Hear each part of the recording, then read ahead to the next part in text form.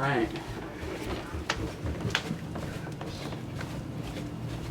So let's see. We've got this painting of me from 2002, I think.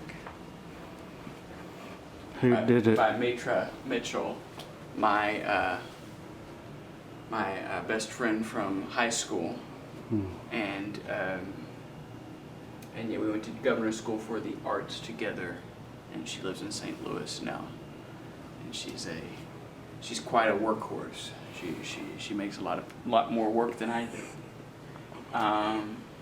That's a Whitney Courtney, right there, Whitney Gray Courtney Nastanovich piece called Grill Out Wi-Fi, a companion piece, if you will, to this new sitcom stuff from back in the day.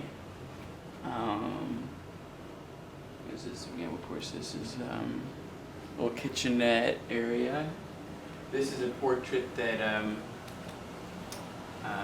my friend Brent Stewart's daughter Maya did when she was 10 years old. I thought that was a pretty nice little portrait. And now she's going to Loyola. What's that? Some school in New Orleans. Oh, Eric Park's calling. Let's see what he has to say. Hey, Eric, how are you? You're on the penny row. You'll be in town at 7:30? Oh, okay. Well, that's good. Okay.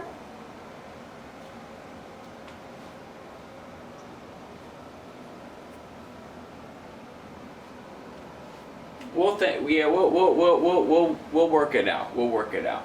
So, I got you. Yeah, we'll do that. We'll do that.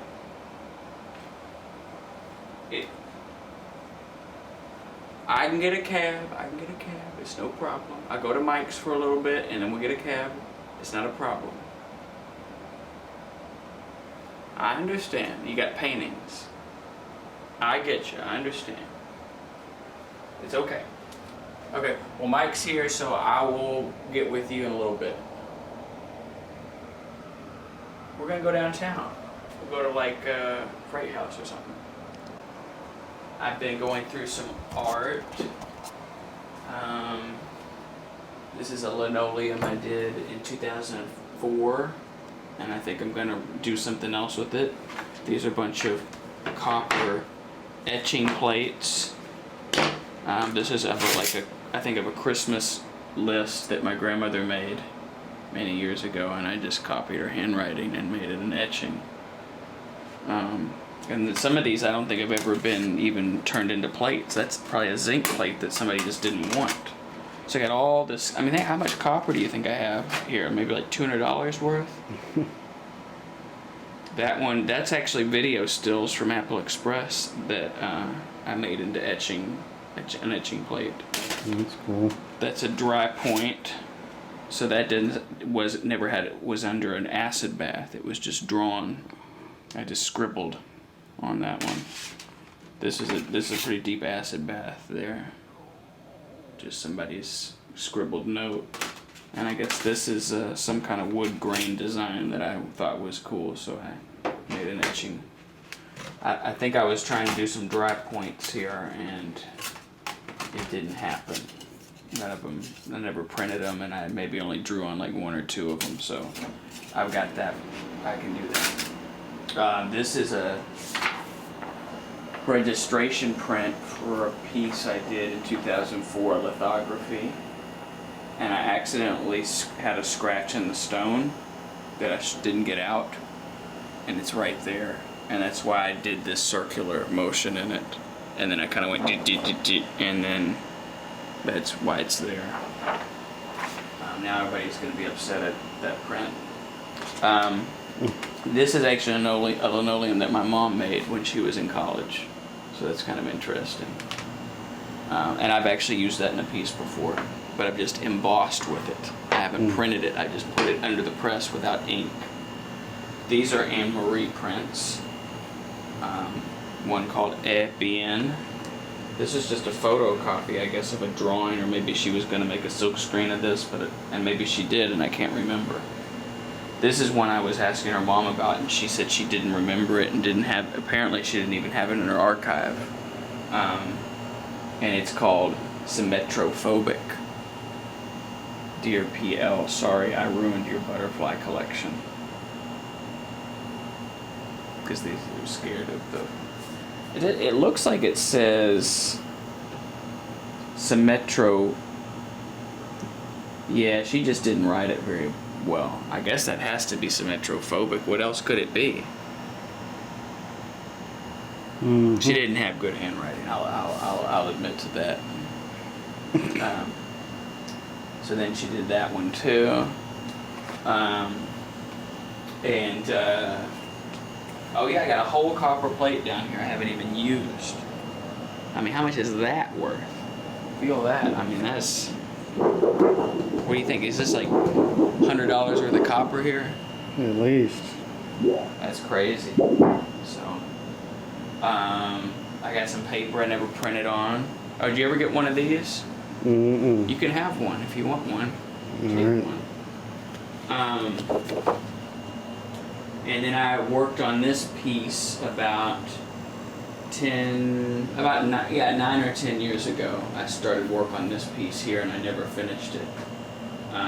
So I'm going to try to take it back with me and resolve it. And then this page, and that's the same as this. This was an edition piece that actually had that etching in it. It had an etching plate, and then I guess this is a litho plate. So I'm gonna have to find out where the litho plate is. But it was originally, I guess, supposed to be a print that looked like this. Mm-hmm. And I don't know if I would keep it like that, and it was only going to be an edition of 3. So I'm going to have to, but it's all my grandmother's handwriting, even that, which she was trying to get rid of a tree. So she wrote free tree all over this thing. Okay, so then we go to here. And this is where everything else is.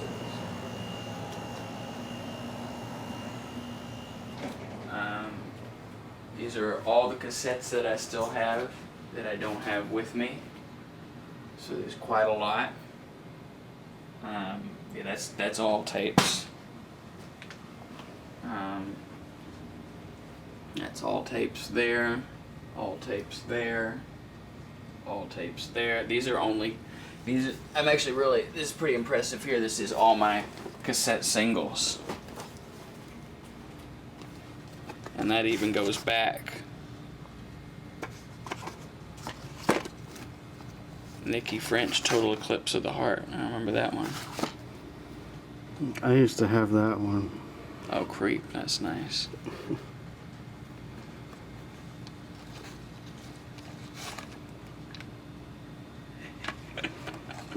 He changed his name a lot, I remember. Actually, you know, the only one of these, there's probably a few of these that I bought, actually, when I was a kid, and I didn't inherit them later, but this is one of them. I bought that when it came out. Were they Swedish? I think they were Swedish. I don't know. They were definitely Scandinavian, but I can't remember which country.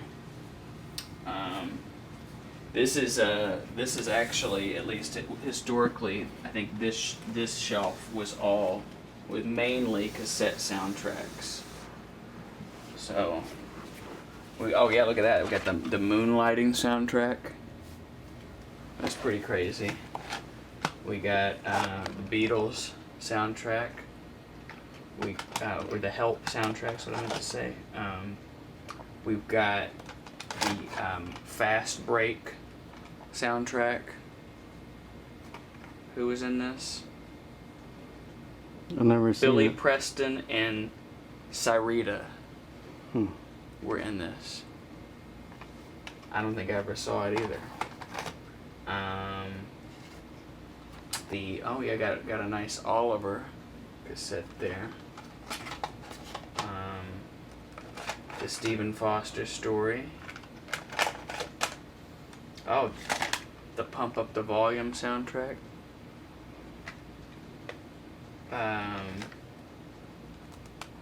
Here's some Star Wars.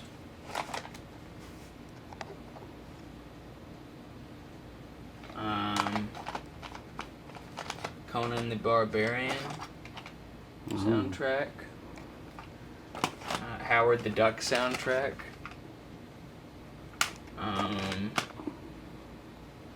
Anything else in here really weird? City of Angels soundtrack. 9.5 weeks. Oh yeah, that's a good one. That's got Slave to Love on it, right? Yeah, it's got Slave to Love on it. The Working Girl soundtrack. Oh, Sha-Na-Na. There we go. Yeah, A Sleepless in Seattle.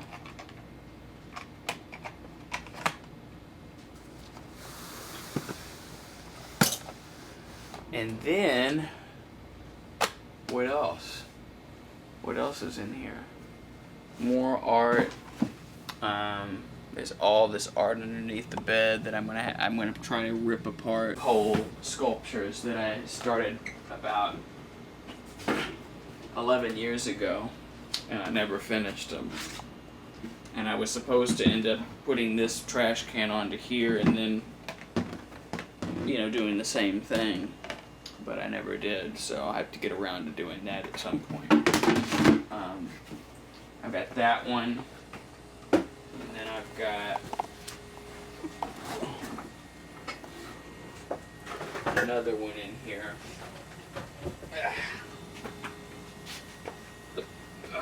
Right there.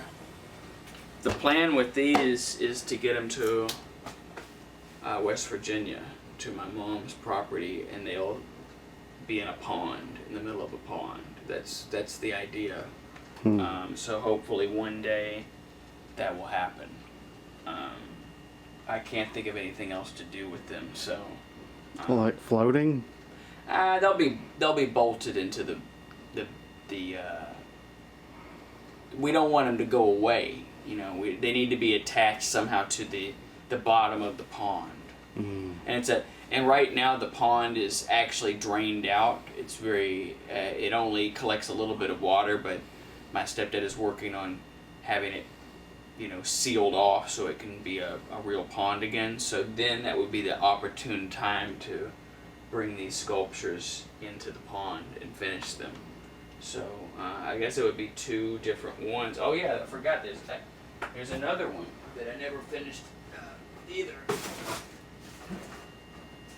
I guess so I have kind of like three, and then I'd be able to do something like that, to that. That'd be kind of nice. So we'll eventually. I need to get them just ready to go when my mom comes back, so she can pick them up and take them back there, and then I'll be able to finish all of that. Oh God, that thing's dirty.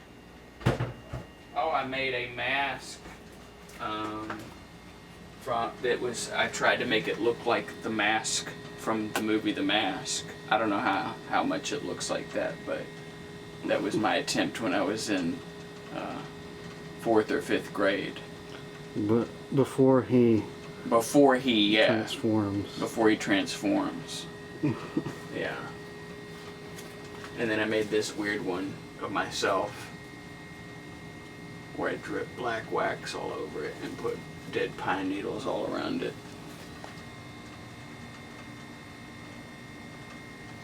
Oh yeah, and I made a little miniature totem sculpture. Forgot about that one too. And what else? I'll turn out the light. Oh, there's a James Vane painting. Do you see it? Oh yeah. And there's a Josh Bernal print. I don't know what happened to it.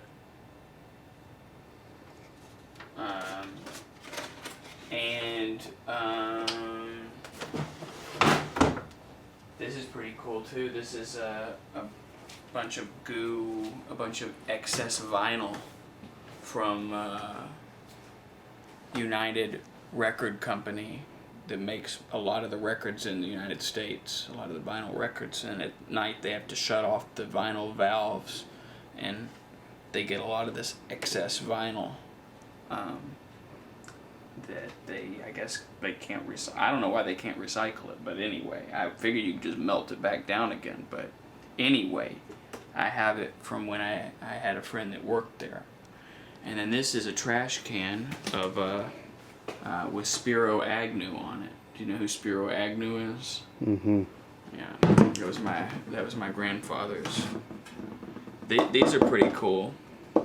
I don't know if you remember these from Olive Street, but Mr. Pittman built these for his kids, for like a play kitchen in the 60s. Oh yeah, and we get to try mangosteen too. That's going to be fun. They're a little tough, but I think we can just cut them open, and there'll be a good fruit inside. So. Is that kind of like a persimmon? I wouldn't say that, no. Oh. I don't know what it's like. It's a good question. That's a very good question. What is a mangosteen like? But it's very different. It's very different. But yeah, I guess that's the room. I guess that's it. You got the records, more records, books. There's a bunch of empty 16mm cans from Confederitis, because now they're all spooled on something else. But that was, I guess the story is I bought a bunch of 400-foot reels, and then I ended up shooting on a Canon Scoopik that could only shoot 100-foot reels, so I had to have them sent off to this place in Massachusetts and cut down. But then they ended up, I guess I sent the stuff back to them, and then they ended up processing it. But then I just have all these reels. I just found a Josh Fulkerson poem about Anne Marie. Do you remember that? No. It's from...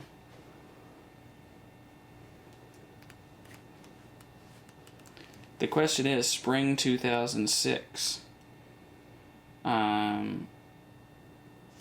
I guess it was in memory, but it says spring. So when did they actually publish this? I guess it was technically still the spring. I guess it was at the very end or something. But Fulkerson has a little poem in here. And it's called, I think, Untitled Poem number 3. Number 3. And it goes like this. She showed me her anatomy in installments, Icelandic pictures. She showed me the lips. She pressed against me, blue couch with pink flowers. She showed me biting and the undoing of clothing. Music on mute. She showed me her sublime bosom, blood on the wall. She showed me the spine pulled away from her body, carpet on the floor.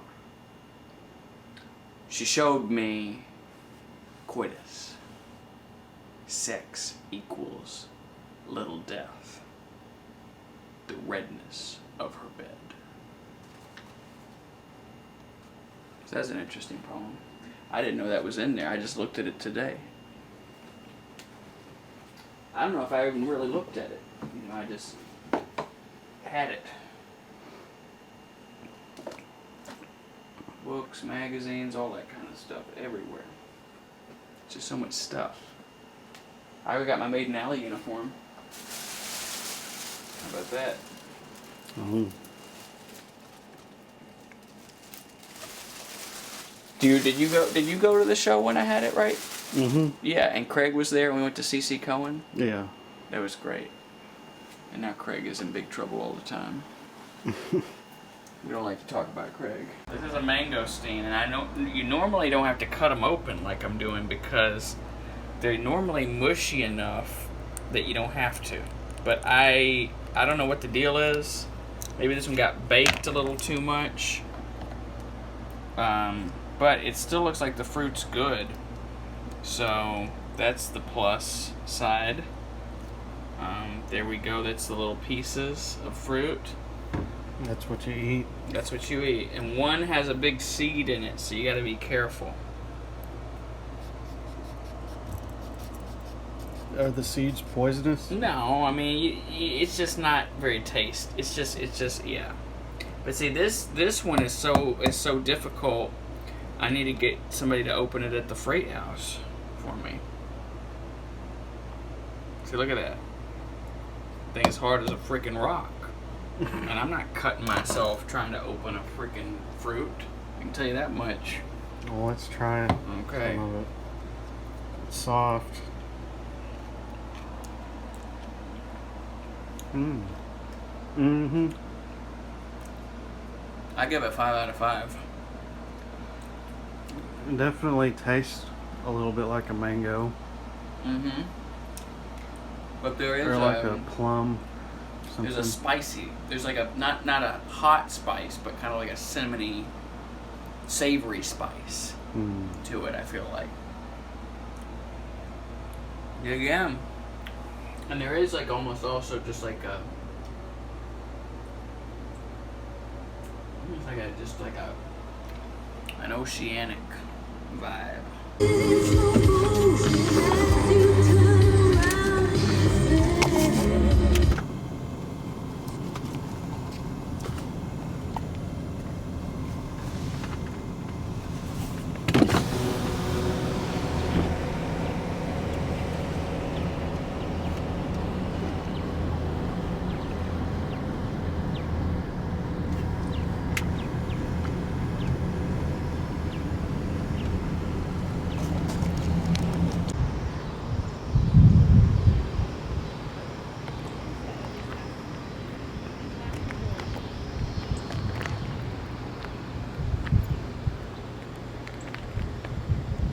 We're vaccinated. We have to wear shades. Yeah, the future's so bright. Hey, what's up, bro? Hey. Turn it around, selfie mode. Okay, we'll see. Oh yeah, you still got a cigarette. So. Well, if you're hungry, I can pitch it. Cool though, go boating and grilling and shit. You're really. I'm jinxing you guys. I know that.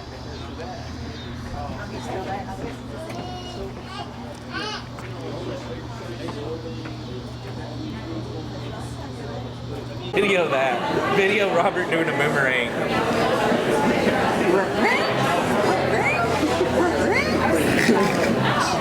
Cheers. Welcome back to Kentucky.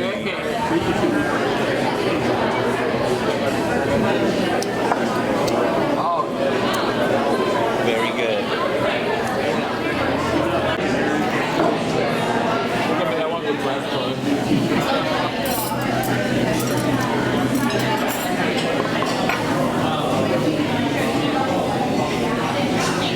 How's the bread?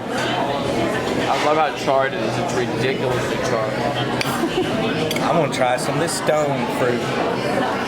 Does it go on the bread? And then what is this? Is that an egg? That's the burrata. Oh. This is my first time having a burrata.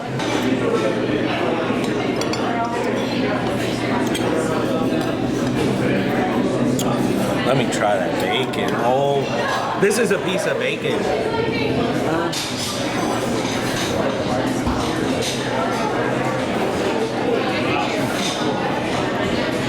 That's good. Wow. Sandwich and like 3 or 4 pieces of catfish. Yeah. And she got a shrimp souffle or whatever, and it was like a 5-gallon bucket of like just. They brought out the food and we had an appetizer. It was like, good God, it's like I'm gonna eat on this like half the week. Yeah. I But definitely that's, as soon as they brought the food out, I was like, go ahead and get some to-go boxes. Yeah. Exactly. It's freaking crazy. Man, I can't believe it. I saw Buddy rushing today. Really? Yeah. Oh, he's still alive.